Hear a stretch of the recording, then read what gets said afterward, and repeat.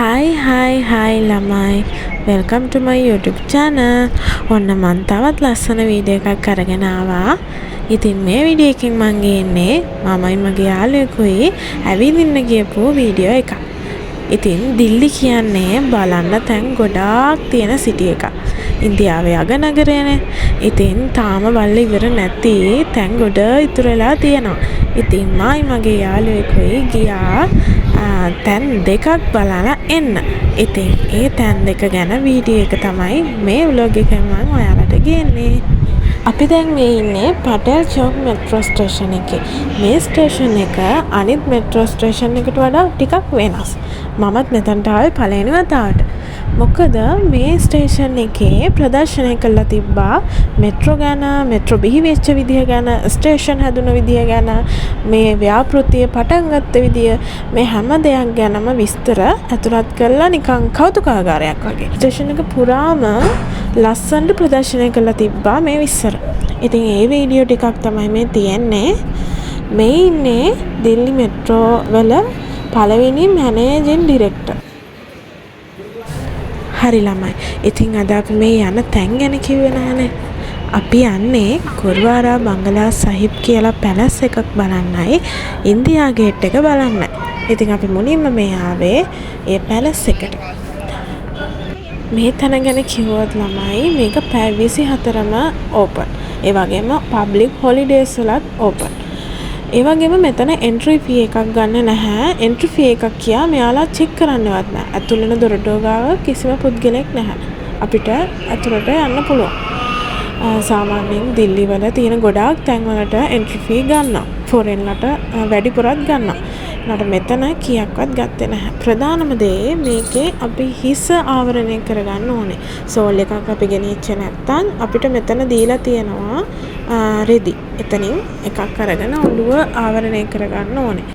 මේ බංගලාව ඉන්දියාවේ තියෙන අනෙකුත් තැන් වලට වඩා විශේෂ වෙන්නේ මේකේ මුළු තැන්ගේ ආගම, කුලය කිසිම දෙයක් නොසලකා හැමෝටම නිර්මාංශ ආහාර නොමිලේ ලබා දෙනවා.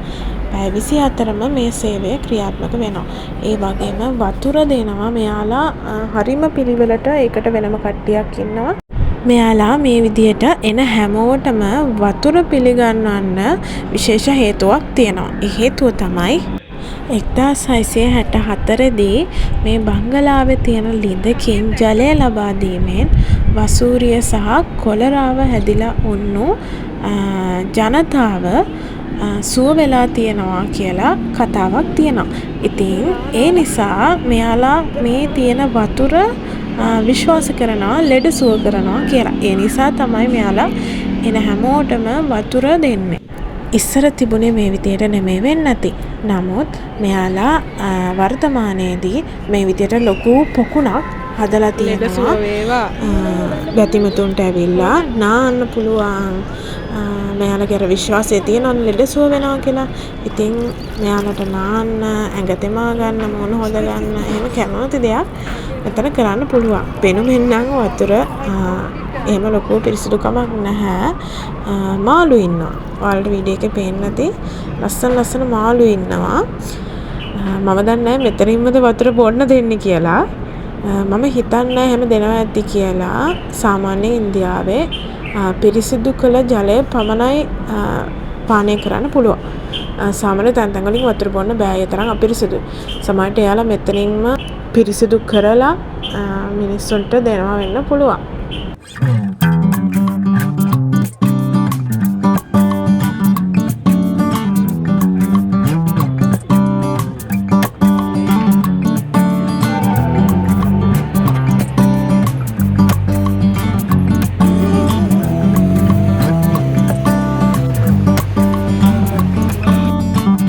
මේක ගොඩාක් විශාල මාලිගාවක්. මේකේ තියෙනවා කෞතුකාගාරයක්, එන අයට නවතින නවාතැන් පහසුකම්, ලයිබ්‍රරියක් තියෙනවා, හොස්පිටල් එකක් තියෙනවා.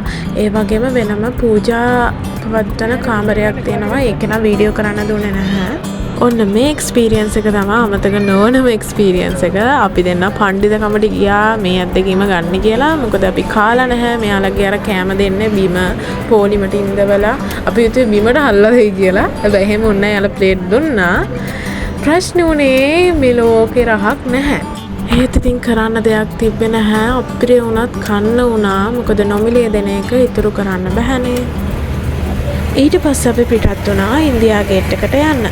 මෙතන ඉඳන් ඉන්දියා ගේට් එකට කිලෝමීටර් 3.5ක් විතර තිබ්බේ. අපි ඉතින් වීල් එක එතනට ගියා.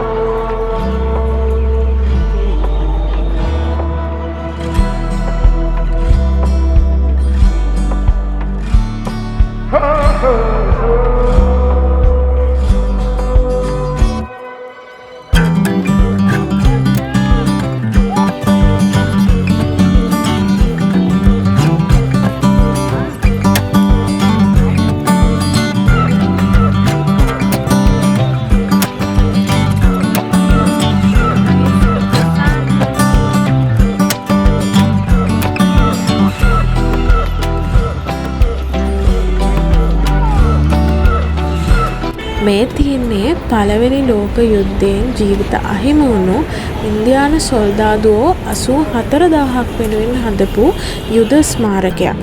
මේකට තමයි ඉන්දියා ගේට් එක කියන්නේ. ඒ වගේම මේකේ බිත්තියේ සොල්දාදුවෝ 13000කට වඩා වැඩි පිරිසකගේ නම් කොටලා තියෙනවා කියලාත් කියනවා. මේකේ උස අඩි 138ක්.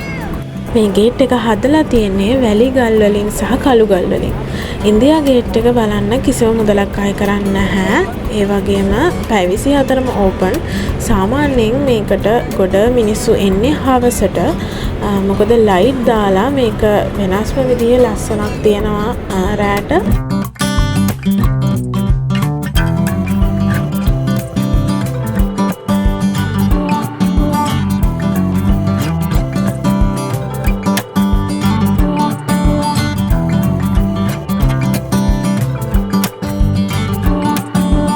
මෙහෙම තමයි ළමයි එදා දවස ඉවර වුණේ.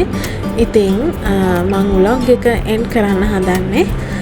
thank you ඔයාලා මගේ vlog එක බැලුවට. ඒ වගේම subscribe කරලා නැත්නම් subscribe කරන්න අමතක කරන්න එපා. මම තවත් ලස්සන වීඩියෝ එකකින් ආයෙත් එන්න. bye bye.